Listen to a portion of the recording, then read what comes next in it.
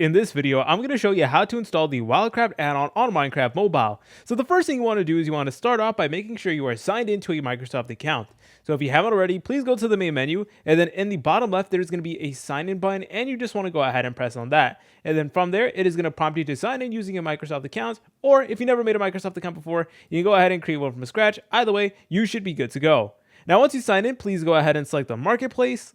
Then you want to go ahead and look for the actual WildlifeCraft. It should be underneath this section that says new. All right, so here's the add-on right over here. So it is WildlifeCraft 1.0. Then you can go ahead and install it from here. Now, unfortunately, this does require you to actually use Minecoins in order to purchase it. So I know it sucks that Minecraft literally makes you pay for everything, but I'm going to be honest with you guys, and I'm going to let you know that you will need to actually pay for it. So if you're in the United States, it is going to cost around $8. And in terms of how many Minecoins you need, you're going to need 1,340 Minecoins. So it definitely is a lot, but in my opinion, it definitely is worth it if you're able to. And then from there, you should be good to go. If you guys found this video helpful, make sure to leave a like and subscribe. I'll see you in the next video.